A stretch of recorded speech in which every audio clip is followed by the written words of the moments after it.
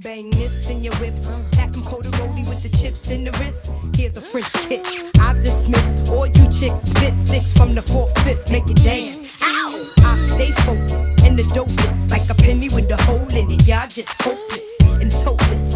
I ain't lying. Trying to knock me off. Keep trying. All it takes is one phone call to my street team. Promote that ass like a soundtrack. Blue Jack.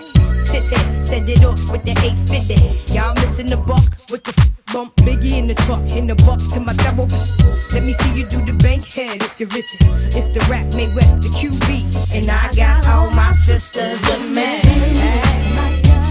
And I'll rise this time. Oh, this is ladies night.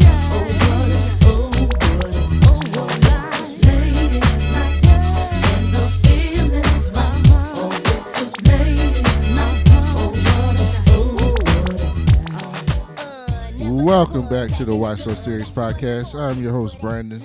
Devin and Mike are with us, and we are back to review an all-ladies film, Birds of Prey, and the fantabulous emancipation of one Harley Quinn.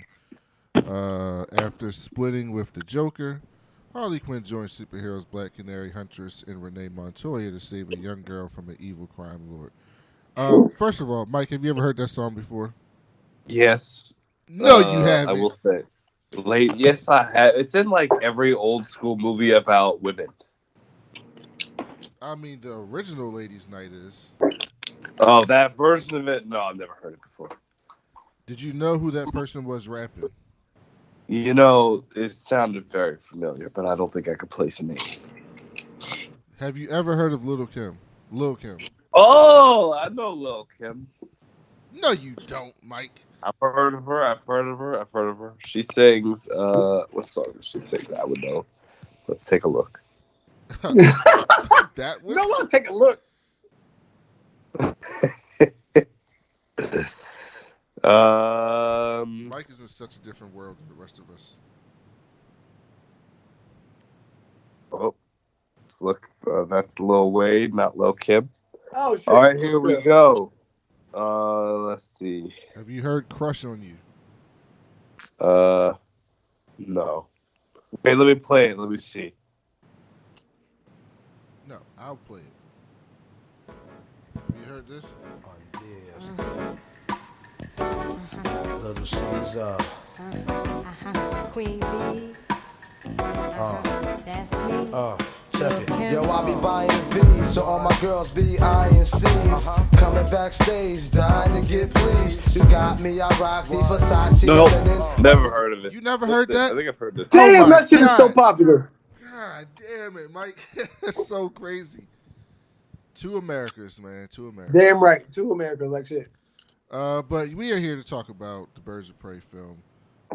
And I went on a rant on the show maybe a month and a half ago, 2 months ago, and I said there's no marketing for this film. DC is not hyping this film. They're not talking about it.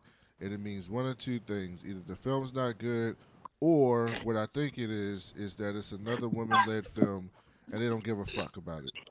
And I think it's the third option. What's the third option? No, I mean the last option that you said. Yes, because this film was very good. It was a very good film, and there was no marketing for this film. And this film made very little money relative to other superhero films. And it's a fucking shame because this film had a target audience of women, and it hit that target audience. And it's funny because if you look at pictures side by side of Harley Quinn and how she was dressed and how she looked in this film compared to how she looked in Suicide Squad, you could tell a woman directed this film. You could tell. She wasn't wearing low-rise booty shorts and a fucking daddy's home shirt. She was dressed like the fantabulous Harley Quinn, like a woman that was like, I'm about to go out and be on my own. And Margot Robbie is fantastic in everything that she does. And this was nothing different. Mike, what did you think about this film? I agree with everything you said. I enjoyed the film a lot. I actually went in with pretty low expectations because I don't know. It just had I don't know if it was. I saw some people saying that the trailer was like thematically similar to Suicide Squad's trailer. So I don't know if it was just like coming out of Suicide Squad, but I enjoyed the movie a lot. I thought the soundtrack was banger, and I thought everyone was cast. I didn't really like Renee Montoya's acting. What? But everybody else You I didn't liked like a lot, Rosie Perez? especially Black Canary. It just didn't Hold do on, it you for thought me. Jussie Smollett was You thought Journey Smollett was better than Rosie Perez? Lord. I also just love Black Canary though. But no, she wasn't better than Rosie Perez and Montoya. I mean, I feel like. Here's the thing. Brandon, do your Maybe it's top because I was three, though. Like, do expecting your top three. the Renee Rosie Perez. Montoya like that dates Batwoman and like I don't know. It just was a No. very This is what you're missing. None of those characters fucking matter. Like, none of them matter. This movie should have been called Harley Quinn. Or it should have been called Harley Quinn and the Birds of Prey. Or Harley Quinn and Friends. Or Harley Quinn with people. Because nobody else in this film mattered. They were irrelevant. They had small parts. They were used as plot devices. And that's fine because the film wasn't about them. And I get it. You want to introduce some new people. But you had, like, I almost lost it because I thought... Oh, I also wasn't crazy about Cassandra Cain. Well, we'll get to that. But I almost lost it because I thought we were going to go the whole film and not get a canary cry. And I thought they were going to have a fucking movie where you called the person Black Canary, and yet she ain't used the canary cry. So, that annoyed me too, but I figured they were going to save it for the end. Yes, and it made it But they make said sense. something about her mother back in the day. Yeah, it's like your mother had. Yeah. Journey was okay in this film. She did well. Ewan McGregor was great as Amazing. Black Mask. And I think the Zaz Victor Zaz. Zaz was creepy. Yeah, he was creepy. That's true. Danny Castellano, for those people who watch the Mindy Show, the Mindy Project. Devin, what did you think about this film? I think it was one of the best comic book movies that was comic book-y. Like, as far as sticking to the comic book. I didn't find this movie to be that comic booky. Like, Well, nobody was wearing nobody wore a costume. Can I tell a funny story about my experience watching this movie in the theater? Yes. I went on opening night. Okay, I was actually on my way to visit my sister in Philly, and there was a lot of traffic. I was with some friends. We were like, let's go watch Birds of Prey, and then by the time we're done, it'll be a straight shot. We all agreed, so we went. It's opening night, and I see a bunch of parents with their kids, and I was like, odd, but okay. Not really sure like what this is gonna be like. It became very clear early on in the movie that this was going to be a problem for the parents with their kids. And they made it to the scene where Black Mask rips the face off of the parents and the girl before the mom took the kids and visibly complained and then left. And I was like, hold up, wow. Complained about what? The fucking movie's rated R. I know, this happens all the time. I was talking about this with some other people. I would have been like, shut the fuck up and get out of here. That's what we were all sitting there thinking. And in the car, we were like, people were like, they were telling me like when they were seeing like movies like Deadpool 2 or different rated R, like superhero movies, you know, or like the Boys, people who watch The Boys just not really knowing what it was about. And they don't pay attention to the like, these ratings literally exist for parents, and then the parents just ignore them and take their kids to the. If you think your child is ready to see this movie, that's fine. Don't show up to a rated R movie and be surprised that some rated R shit happens. Shit. But no, Devin, it wasn't that comic booky because no one had on their comic book outfits. Like Harley had it on at first. Well, I saw No, on she didn't. Facebook. I saw someone on Facebook was like, "Oh, I thought," and this didn't happen in my show. I just saw it there, but they were like, "I thought Harley Quinn was a superhero, and I wanted it to be a role model for my daughter, like Wonder Woman." And I was very upset with the way that I was like, "What the? You clearly don't know anything about this." Like, yeah, this character. Right. Huntress kind of had her outfit on. oh, I loved Huntress. Did you? I thought Oh she my was the God. weakest link, but she was good. I love Huntress. Because I don't see Huntress as that in like the Justice League like shows. So like I never really knew who Huntress was as far as like her character. But like to see her back. She acts very similar to her character from Arrow. Yeah, Okay, I never watched her. She's part of the Bat family, so she's a brooding person. Oh, okay. I'm That makes sense. unstable. Thank you. She's, but yeah, I mean, here's the thing. I mean, none of them really got any development in this film. They were all just kind of there. Like Huntress had like 5 lines the whole film. Renee Montoya got to talk the most, but that's because she was probably the best actress out of the other people. Margot just carries this film. She's just incredible. Like her energy is just out of the park. She plays the Harley Quinn character so well. The story of Harley Quinn getting over this fucking fuckboy boyfriend is perfect. And it's kind of a thing in all of Harley Quinn because that's the character. The character is that she's the person that fell in love with the worst person in the world, and everybody tells her that he's the worst person in the world, and she thinks he's not, and then she finally realizes it. But she's been in a relationship with the dude so long that she has to get over dude. It's happening in the animated show, it happens in the comic books. It's a consistent thing with that character, and I thought they nailed that in this film. Devin, what did you think about Ewan McGregor as Black Mask? I enjoyed him as Black Mask, but it's like one of those things like when you don't read the comic books and you don't know who the character is before he's Black Mask, because like Black Mask in every adaptation of Batman that's animated is fucking amazing. But not knowing, who he is, whatever. What's his last name? What is his first name? Last name and the first name? Roman Sionis. Yeah, like I never knew who the fuck that was. All I knew was Zaz, and like Zaz was good, played by Danny Castellano from the Mini Project. He was fucking amazing. I love Zaz, and I don't know if that was Zaz's character all the way, and he just always worked for Black Mask. But I fucking love that arc. I love that shit. Zaz is a pretty minor character who recently has blown up because of Arkham. I obviously really only know him from Arkham, but I like what they do with Arkham with him, how he's kind of on his own. He's a lot more menacing, but this is cool. No, I mean, if you look at Batman the animated series, Zaz is the reason Batman's a thing, Oh yeah, they changed. I think that yeah. Mike, what'd you think? Of what? Zaz? No, Ewan McGregor. Oh, I love Ewan McGregor. I thought he did great. He is creepy. He's he played the role of a psychotic murderer perfectly. I enjoyed it. I actually also didn't realize it was Ewan McGregor until like midway through the movie, and I was like, "Oh my what God, the fuck are you talking about? Are you serious?" Yeah, I don't know. I don't know. The movie was not marketed well. I didn't even know he was in it. It was not marketed well. It was not at all. Not at all. And that, there's 3 movies that were just marketed. Actually, there's really 2. This one and the Fantastic Four reboot was marketed awful. That was a bad movie. No, that was a bad movie. That was like we don't want people to see this.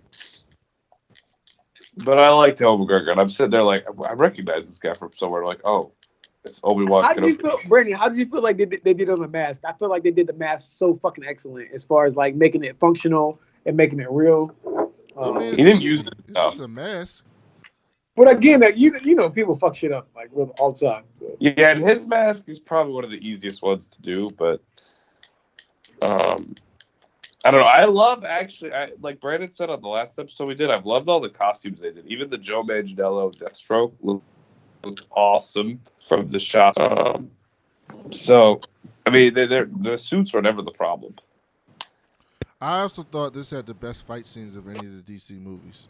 Oh my God, yes. The fight scene where it was where the sprinklers were going off, she was fucking everybody. Harley Quinn was fucking everybody up. Was fantastic. It was like perfect.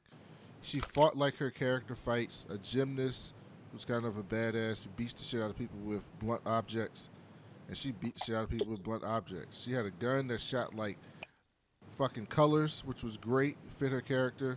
Like I thought that shit was really I thought the fight choreography in this film was damn near perfect from start to finish.